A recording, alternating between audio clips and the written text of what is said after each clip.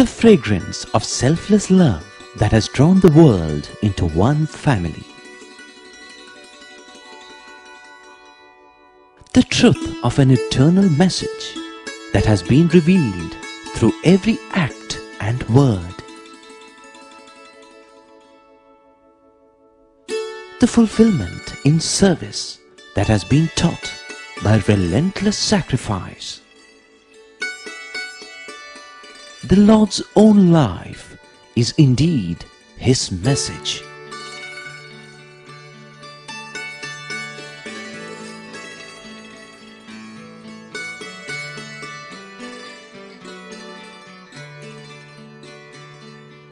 Sai Ram.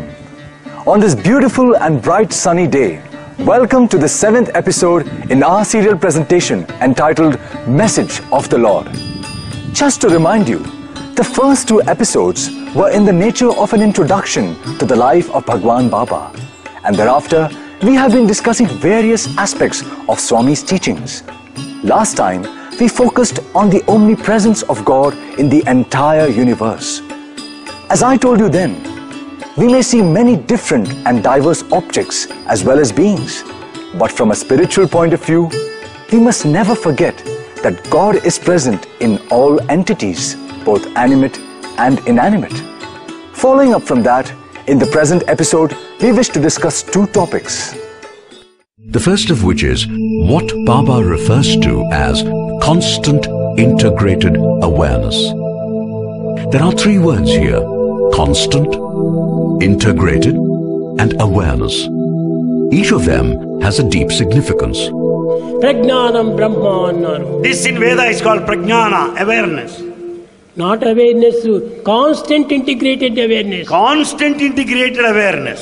Awareness అంటే సామాన్యమైనటువంటిగా మనం భావించవచ్చును. You may consider ordinary. కానీ వేదంలో చెప్పినటువంటి ఒక చైతన్యము, but that awareness of Veda, వేదంలో చెప్పినటువంటి ఒక చైతన్య శక్తిని, and the power of the awareness, దాని constant integrated awareness is to be called constant ఎక్కడే గాని ముక్కలయ్యేటువంటిది కాదు, and it doesn't ఎక్కడే గాని కట్ అయ్యేటువంటిది కాదు, it won't break, ఎక్కడే గాని జాయింట్ కి చెప్పేటువంటిది కాదు, no joints, ఇది ఏది కాదు, కాన్స్టెంట్ ఎప్పుడు జరుగుతూనే ఉంటుంది. it exists constantly, సర్వదా సర్వకాలేషు సర్వత్రా హరిచింతనం. it is present in all the periods of time. దానికి రాత్రి పగలనేటువంటిదే లేదు. it has no distinction between the day and night. జాగ్రత్త అనేటువంటిది లేదు, nothing whatsoever. సుషుమ్న మానమత్వం లేదు. it has no 3 states. కాలములు ఒక్కటే, all periods of time are one. అది ఏకం సత్విప్రా బహుధా వదంతి. The truth is one and not 2.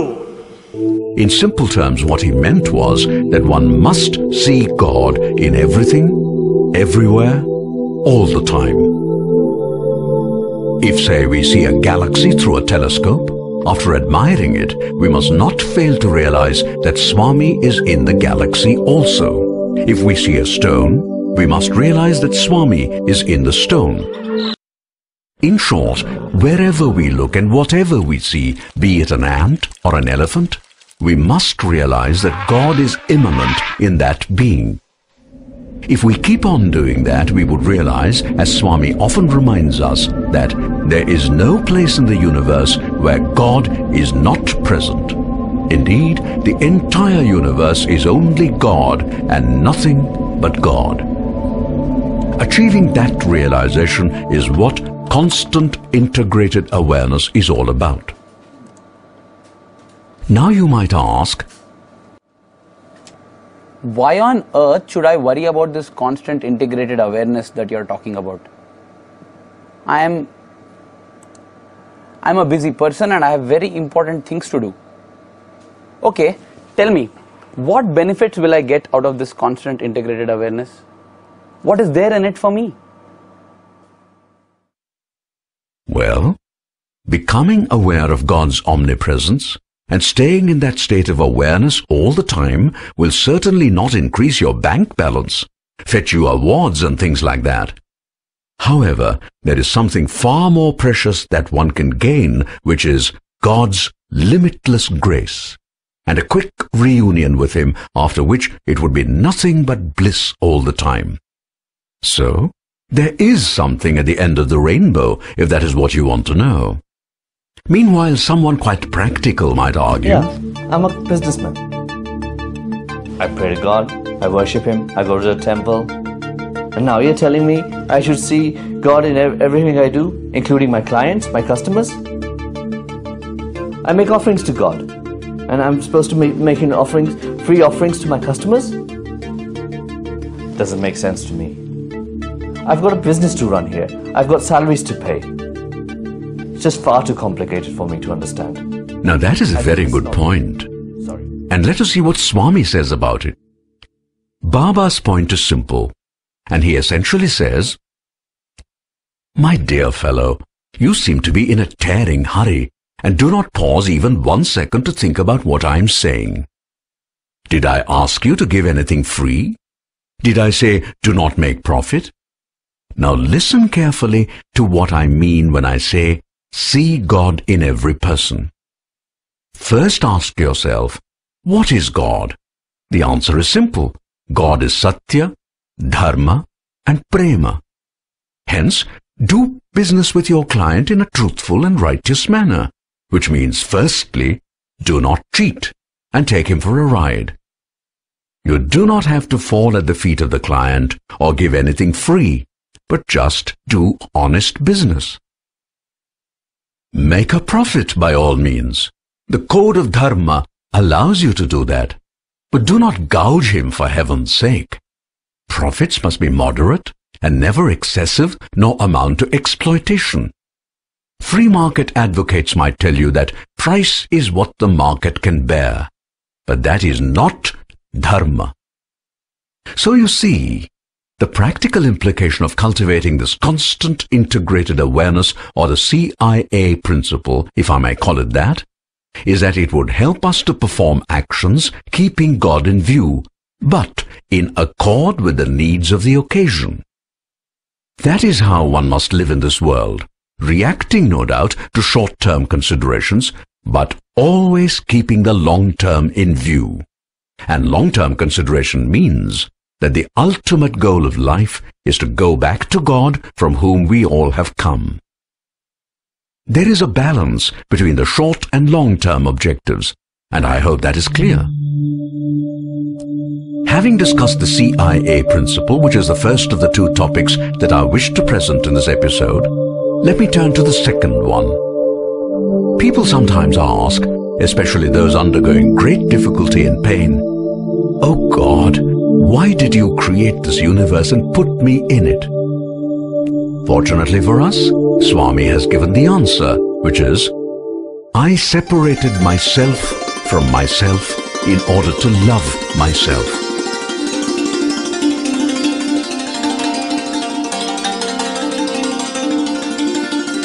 Basically, Swami is saying that he created this universe and filled it with diversity that included both inanimate entities and animate beings, including humans.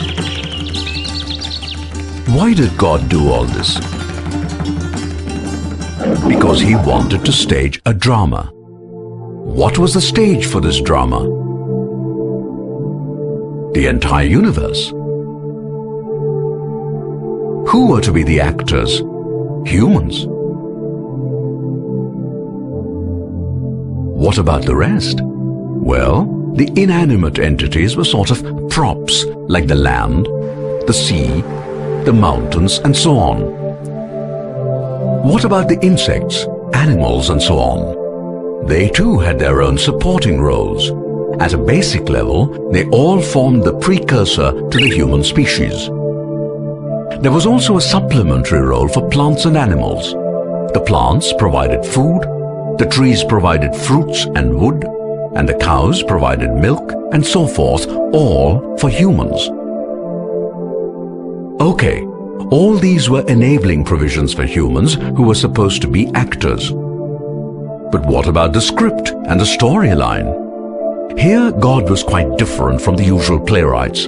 He simply said, "O humans, you make up the dialogue as you go along, but there is one thing I want all of you to do, which is to love each other."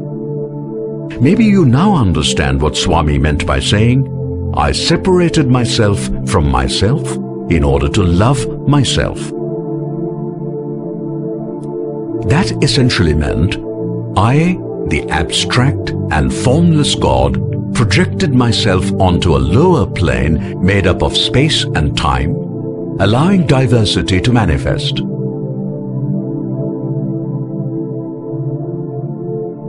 I became immanent in all aspects of this diversity, so that my love became embedded in every bit of the universe. In particular, I gave to each individual the infinite treasure of pure love. I then expected all humans to act in a loving and selfless manner towards each other. I did all this so that love, which is latent in the formless God, might become patent and manifest via humans with names and forms. So, maybe you now have some idea of why God created the universe. He did it so as to stage a drama with all of us humans playing the role of actors. There was no script or storyline, and God gave us perfect freedom to take the play along as we wished. But He was clear about one thing He definitely wanted. He said, "Dear humans, pure and selfless love must be the theme of whatever you do. And remember, that automatically implies that your thoughts, words and action must also be pure." What does that mean? It means that they must conform totally to Satya and Dharma. You cannot tell your brother or friend that you love him and then cheat him. Not allowed. Understand? Now go ahead and let the play evolve while I sit back and enjoy myself. Interestingly enough, that is not how things worked out. The actors, that is us humans, forgot God's instructions and began acting and speaking as they wish, meaning they allowed selfishness, greed, desire, anger, etc. to creep in. With the result, the play began to get ruined. Worse still, humans began to have conflict, harm each other and so forth to such an extent that from time to time, God had to put in a personal appearance as an avatar to set things right and get the play back on track, so to speak. And that, by the way, is how Swami happens to be in our midst right now, meaning that we have messed up the world so much that he feels we need his help. Teach me, O Swami, teach me, my Lord, that you are in me and I'm in you. Let me remember with every breath I take that I'm your child. But let us search our hearts and ask, do we feel that way? Swami often says, I give you what you want, interviews, rings, watches, etc., so that you would ask for what I have come to give.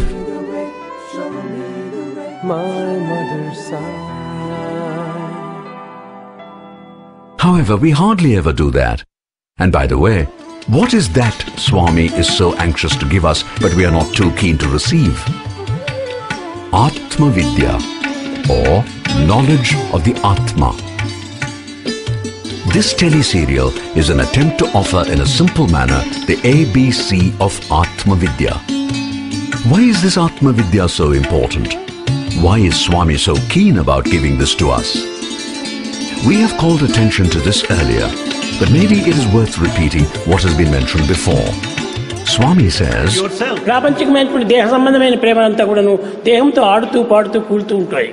but we think of the body relationship. We consider it blissful. But it's not permanent.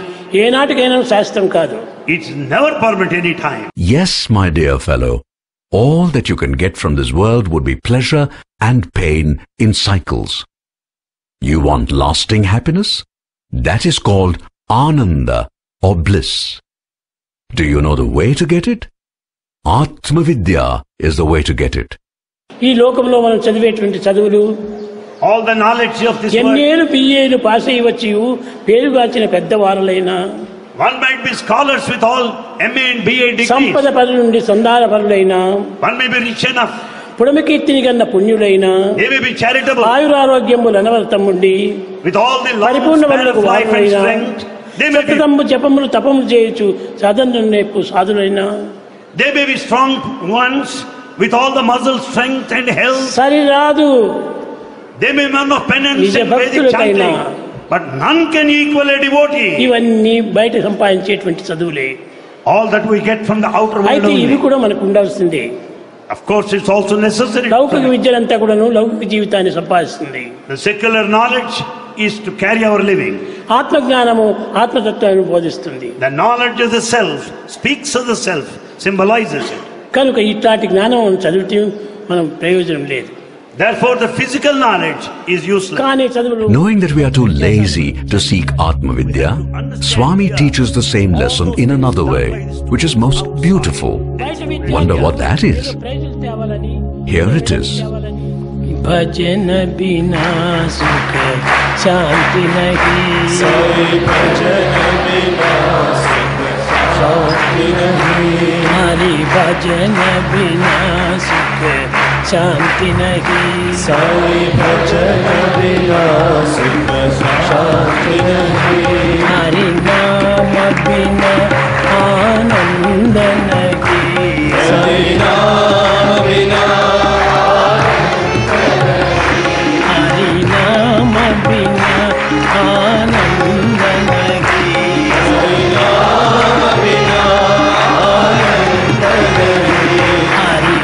Dear viewer, just think of how many hundreds of discourses Swami has given in public and private, explaining Atma Vidya and all its aspects. Just think of how many times Swami has sung this bhajan for us. At least now, we should introspect and ask ourselves whether we are paying attention to the deeper meaning of what Swami is telling us. And we should not forget that it is not every other day that God comes down in human form to be amongst us.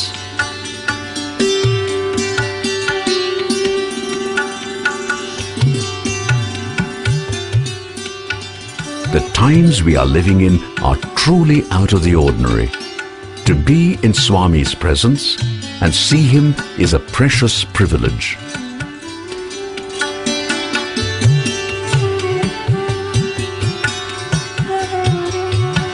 విద్యార్థులారా, Students, To have the opportunity to listen to his discourse is a sure sign of his grace. To serve him is a blessing that simply must not be missed. And remember, service to man is service to God. So, we really do not have to try to push ourselves to serve the physical Swami. Once we realize this broader aspect of service to God, then it becomes much easier to think of God, to serve God, and to please Him in various ways. The bottom line is simply this: every human being is an embodied soul. Unknown to itself, this soul is engaged in a journey towards God. In the early stages, the individual is unaware of this and wanders somewhat aimlessly, largely trying to find happiness in this world. Naturally, this leads to all sorts of ups and downs. Slowly, over many births, the individual begins to wake up, spiritually that is. Still, from time to time, the individual continues to lose his way, as a result of which the graph of the spiritual evolution goes up and down, rather like the stock market value. Eventually, there is a transition, after which the individual becomes a real pilgrim in quest of God. And when the individual gets close enough to God, the Lord, out of compassion, extends his hand and pulls over the devotee. The goal is finally reached, and it is bliss thereafter. Maybe we can now think in terms of a take-home lesson. I would say the lesson is: birth as a human puts the individual on the long road to achieving full awareness, which Swami refers to as constant integrated awareness. In that state, one may physically see diversity around, but always tunes to the God immanent within. Once one learns to see God in everything, everywhere, all the time, life becomes very different. it becomes one endless communion with God in a variety of ways, all of which fill the person with bliss or ananda. That, more or less, is the end of the road, barring the shedding of the mortal coil. I think it has been a heavy meal today with a lot of things to ponder about. So maybe we can take a break for now and meet again tomorrow to discuss and resume further. Meanwhile, I do hope you're enjoying the series and also find it useful. Thank you for being with us and meet us again tomorrow for the next episode. Jai Sai Ram.